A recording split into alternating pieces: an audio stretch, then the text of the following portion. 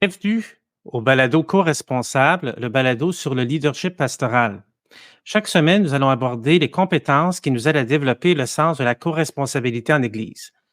La réflexion part de l'idée que nous devenons co-responsables en apprenant à nous différencier nous-mêmes.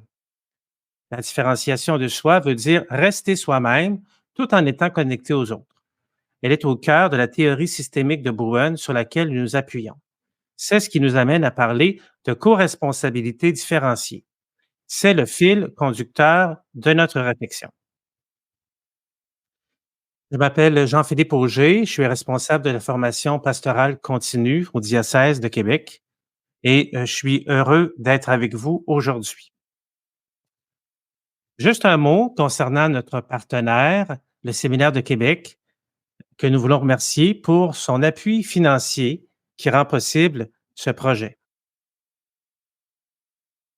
Et maintenant, j'ai le plaisir de vous présenter Jennifer Assar, qui est intervenante en milieu familial, qui est spécialiste de la théorie de Bowen. Ce sera l'occasion de discuter ensemble autour de la question suivante. Que veut dire la différenciation de soi dans un contexte de co-responsabilité? Alors, bonjour Jennifer. Bonjour Jean-Philippe. Bienvenue au balado. Alors, avant d'aborder le sujet de la différenciation, peux-tu me parler du cheminement qui t'a amené à t'intéresser à ce sujet-là? Quelles sont les étapes que tu as franchies pour travailler sur la différenciation de soi? C'est peut-être une longue histoire, mais je vais le mettre en petit sommaire avec un peu sur mon trajet de travail. Comme travailleuse sociale, mais vraiment en 2017, je suis devenue une nouvelle étudiante en travail social. J'étais dans un autre domaine avant. Et mes études m'ont amenée plutôt à chercher plus de formation, plus de compréhension du pratique systémique pour comprendre les systèmes. Vraiment, en travail Hum, social, on est axé sur les systèmes. Donc, penser de manière systémique, c'est penser les choses comme un tout. Hein? Oui, Le pape François a une expression, il dit que tout est lié. Hein? Tout est exactement. lié. Exactement. Exactement. OK.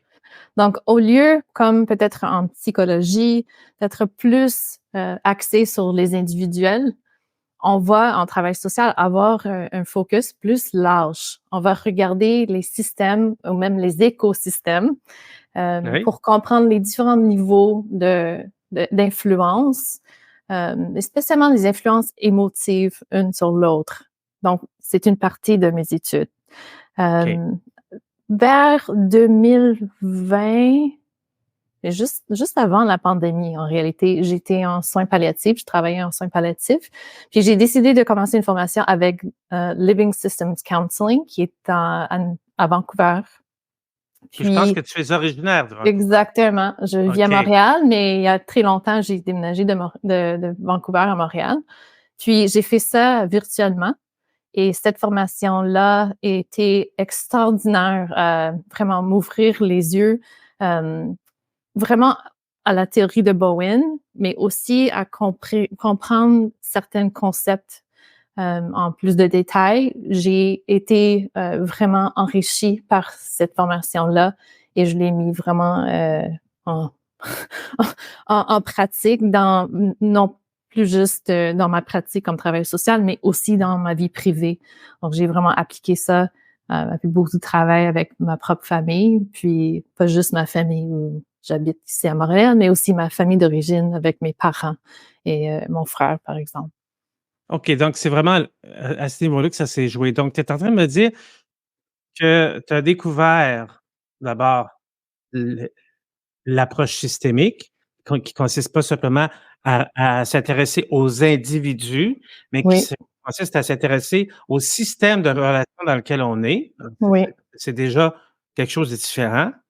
Et là, tu es en train de me dire, c'est la théorie de Bowen qui t'a amené à faire ça. oui, Et une fois que tu t'es mis à appliquer la théorie de Bowen dans ta propre vie, à t'en servir un petit peu comme de lunettes, hein, ben, exactement, oui. ça t'a permis de prendre du recul, puis ça t'a aidé à vivre la différenciation de soi. Donc, pourrais-tu m'en dire un peu plus là-dessus?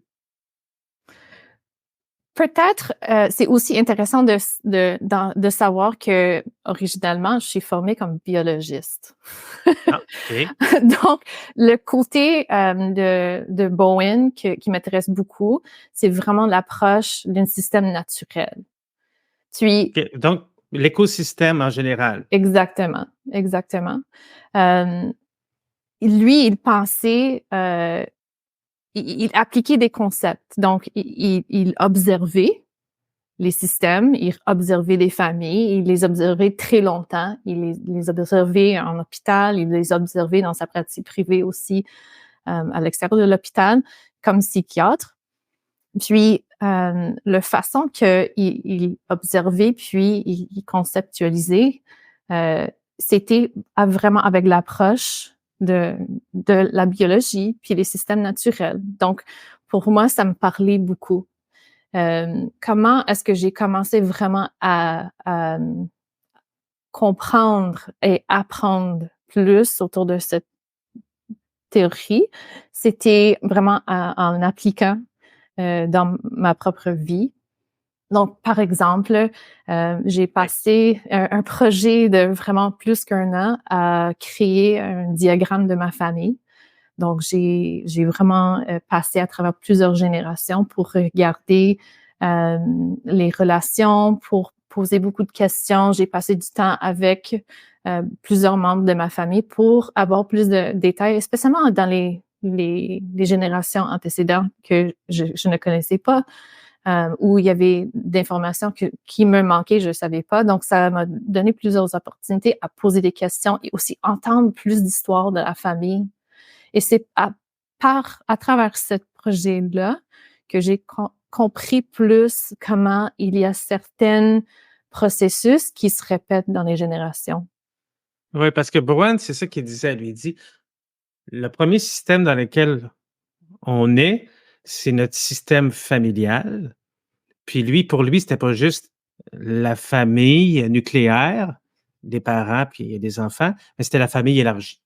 Oui, Alors, il dit, en prenant connaissance du milieu dans lequel on est, du système familial dans lequel on est, ça nous permet de comprendre un petit peu toutes les relations dans lesquelles on est engagé. Ça nous permet de mieux nous connaître nous-mêmes. Mais on se connaît nous-mêmes dans la mesure où on apprend à connaître notre système familial. oui, Donc, on s'est jamais dissocié du système dans lequel on est. Hein? On est oui. toujours, dans le fond, on se conjugue toujours au je, puis on se conjugue au nous. Le détail qui m'a vraiment parlé dans ce projet-là, c'est que avec Bowen, on cherche plus c'est qui le coupable. Pourquoi il y a un OK. conflit? C'est lui le coupable. Non, on fait plus ça. C'est un processus qui existe dans le système. C'est tout le monde qui participe. OK. OK. Donc, autrement dit, c'est toujours en circulation, là, hein? Mhm. Hein, c'est un système naturel. C'est comme un petit peu Exactement, oui. c'est comme les arbres, là, hein? De plus en plus, on dit que les arbres sont interconnectés, hein? Hein, qu'il y a tout un réseau de, de racines qui connectent les arbres les uns aux autres, là. Mais de certaine manière, c'est la même chose aussi pour les membres de la famille. On est tous connectés les uns aux autres. Puis c'est difficile de dire, ah ben tiens, c'est sa faute à lui, ou tiens, c'est sa faute à elle, parce qu'on est tout le temps connectés les uns aux autres. Mhm. Et ce que l'un va vivre a des conséquences sur ce que l'autre va vivre, etc. C'est un peu ça. Exact, exact.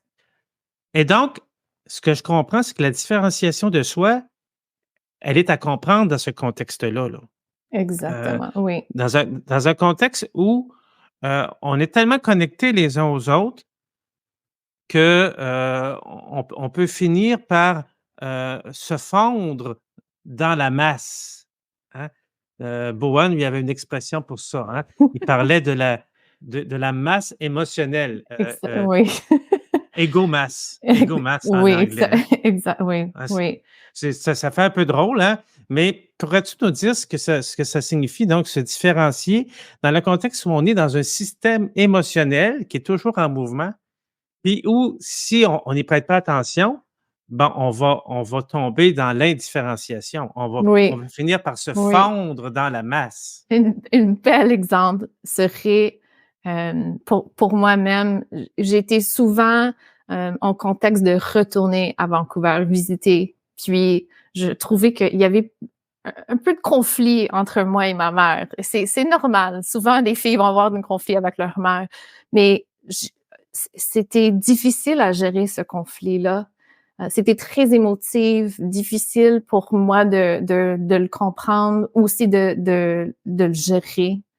Et c'est en comprenant plus cette théorie que j'ai compris comment me mieux gérer là-dedans et comment ça a changé mes relations avec ma famille, euh, non pas juste avec ma mère, mais avec toute la famille. Euh, Peux-tu nous donner des exemples des ou- effets oui. que la différenciation de soi a eu sur toi? Euh, mais premièrement, avant l'effet, c'est vraiment l'effort. Il faut travailler pour les effets.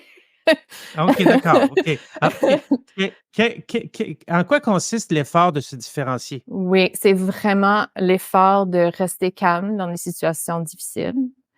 Est-ce que je peux me gérer d'une façon où j'ai une réaction émotive là-dedans, mais aussi est-ce que je peux ramener ma capacité de réfléchir?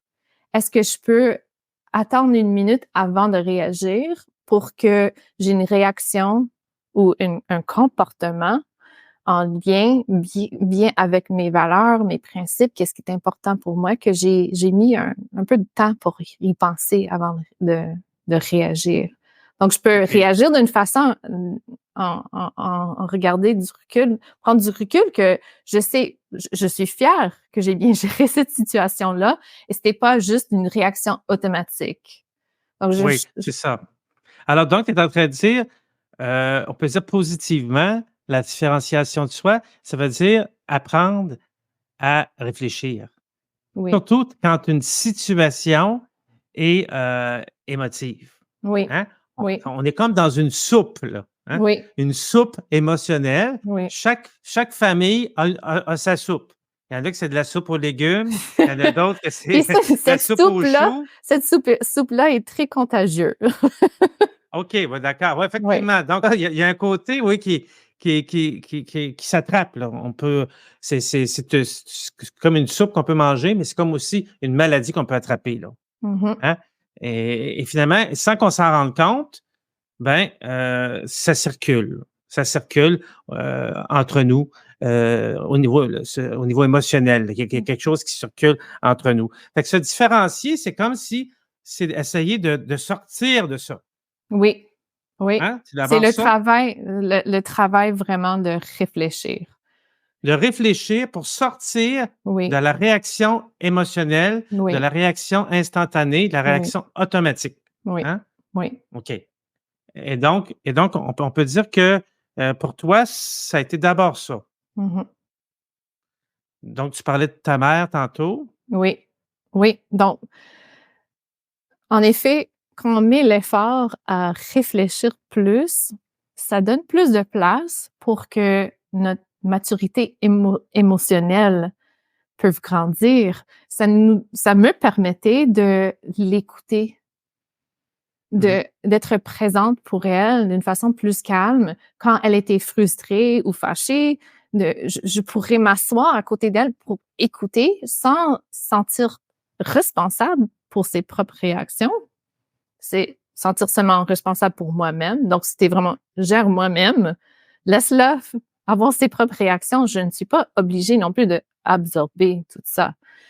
Mmh. Donc, ça me donnait plus de place pour l'entendre et même être présente pour elle. Quelle différence! Oui. Oui, ouais, ben, c'est ça. Donc dans le fond, se différencier, ça veut dire justement apprendre d'abord à gérer sa propre, ses propres réactions. Et dire: «Moi, là, je suis avec quelqu'un qui me fait réagir beaucoup Mhm. et donc j'apprends à gérer mes propres réactions. Puis je suis d'abord responsable de ça. Je suis pas responsable de la manière dont l'autre vit ses sentiments, Mhm. mais je suis responsable de moi, de ma propre façon de gérer ma vie, puis entre autres, de gérer ma vie affective aussi.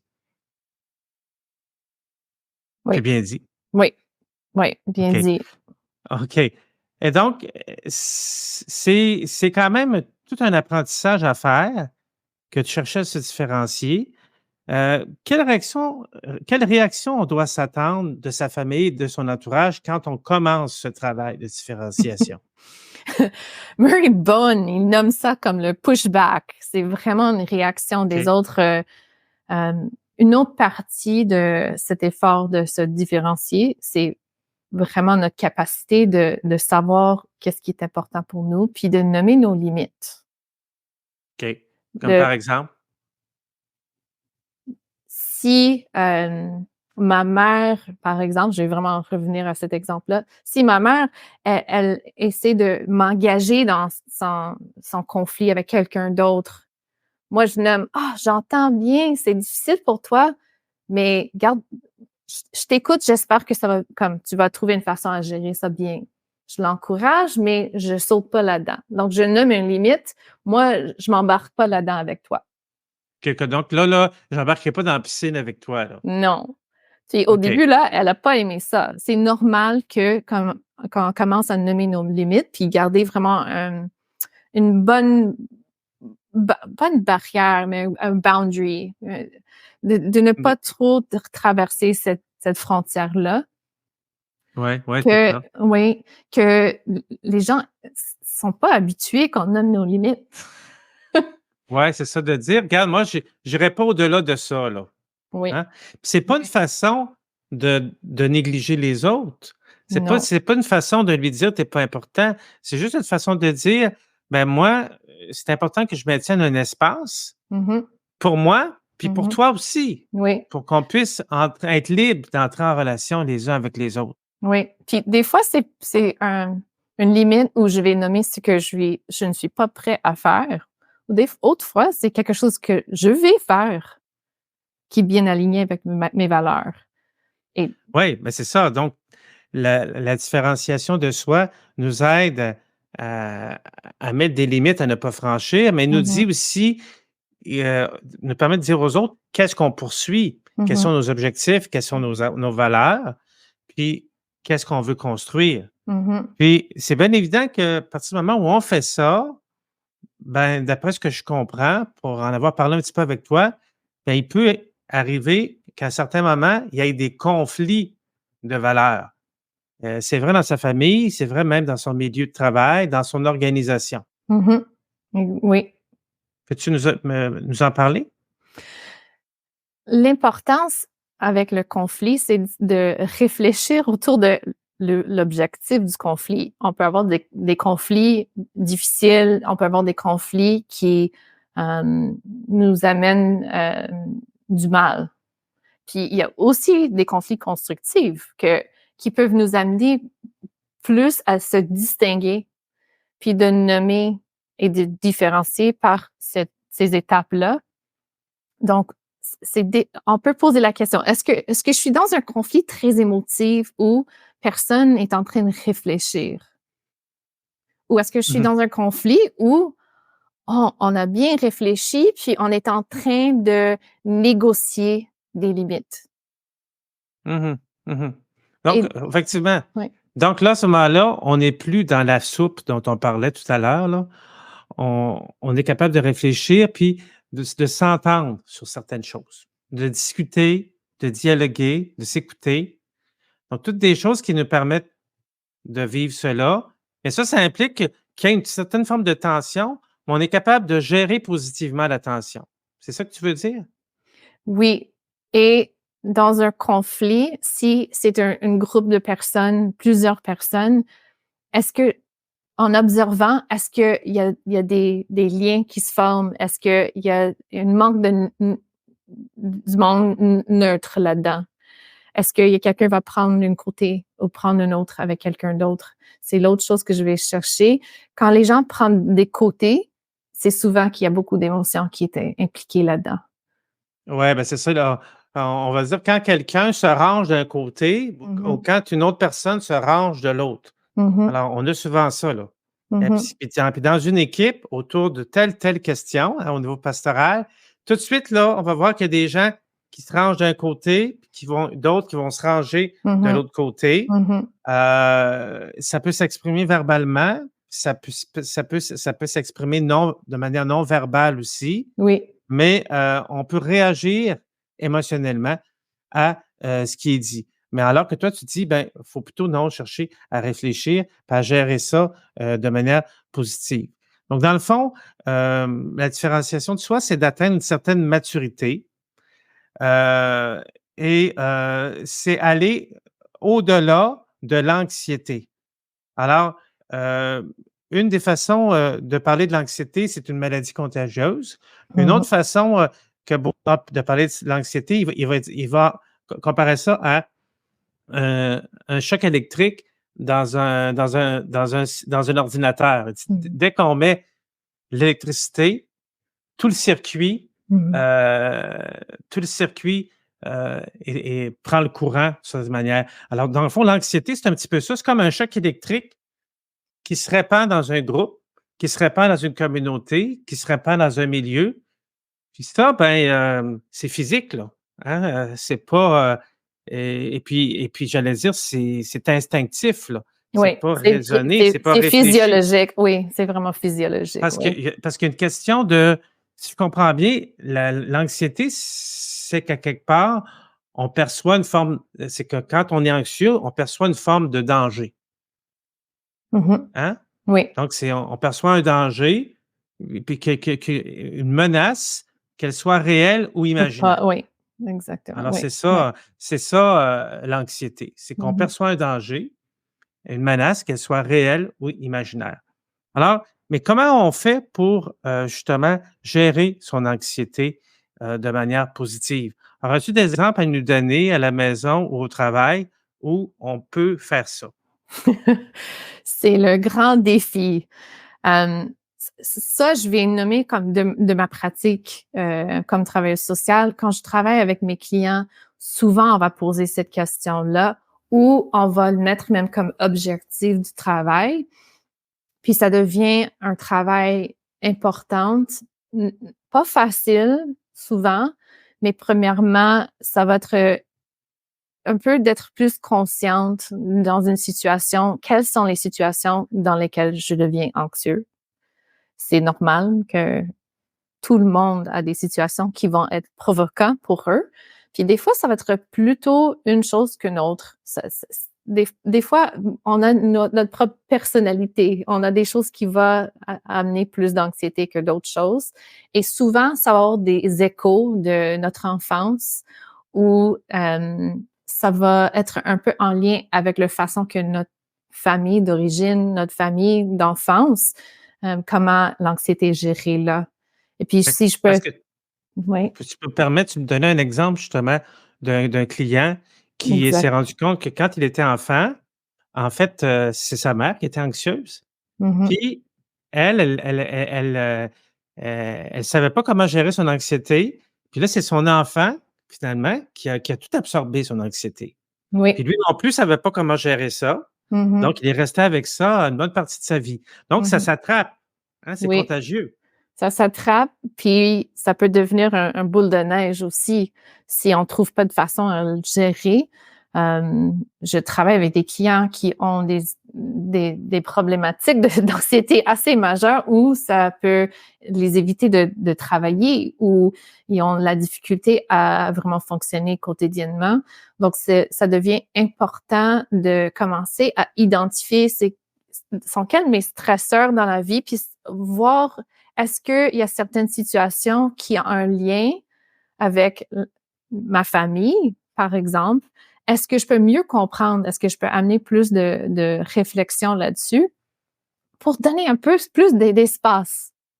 Cet espace-là devient un espace important où, dans une situation où je peux commencer à sentir les effets physiologiques, est-ce que je peux sentir un peu la chaleur dans mon corps? Peut-être que je vais trembler. Peut-être que je vais commencer à sentir une malaise dans mon corps.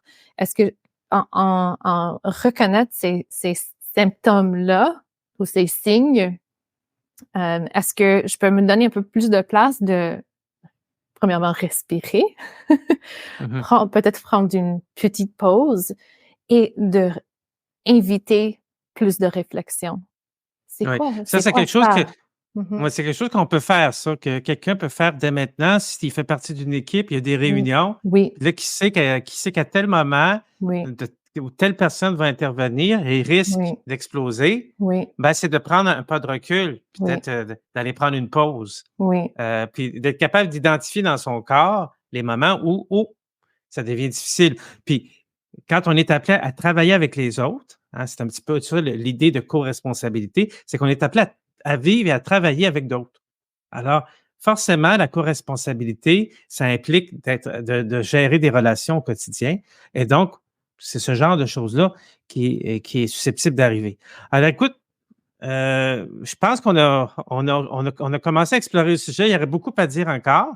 Notre question de départ, c'était que veut dire la différenciation de soi dans un contexte de co-responsabilité? Et à partir des échanges qu'on a eus, ben, je comprends que la différenciation de soi, ben, c'est le travail de toute une vie. Hein, parce qu'on fait tous partie d'une famille, on est tous plongés dans un système émotionnel dont on a hérité. Puis d'une certaine façon, notre système émotionnel nous impose sa façon de fonctionner. Donc, on ne peut pas vraiment y échapper. Euh, mais la bonne nouvelle, c'est qu'on peut en prendre conscience, comme tu le dis. On peut se mettre à réfléchir. On peut se mettre à prendre un pas de recul pour éviter de réagir de manière automatique quand survient un événement. C'est comme ça qu'on peut vivre la différenciation de soi jour après jour, année après année. C'est jamais fini. La Bourne dit que quelqu'un qui augmente un petit peu son niveau de différenciation de soi peut avoir un impact important sur son entourage. Alors, je pense qu'en t'écoutant, on comprend que c'est ce qui s'est passé pour toi, puis c'est ce qui se passe pour les gens que tu accompagnes. Alors, merci beaucoup, Jennifer, pour cet entretien, cet échange. merci Jean-Philippe, j'ai beaucoup apprécié cette discussion. Ben, écoute, on aura l'occasion éventuellement de poursuivre. Alors, si vous avez aimé le balado, alors maintenant, je vous invite à vous abonner sur notre chaîne YouTube ou encore sur Spotify. Si vous êtes du diocèse de Québec, vous pouvez vous abonner à la communauté d'apprentissage sur laquelle il y a des contenus supplémentaires, des partages en direct. Le lien se trouve dans la description du balado. Et c'est ce qui m'a fait donc à notre balado. La semaine prochaine, c'est M. Denis Potvin, diacre permanent et gestionnaire de carrière, qui va nous parler de l'importance de la culture au sein des organisations. On va se poser la question, mais comment développer une culture de la co-responsabilité? Alors, merci beaucoup tout le monde. À la prochaine.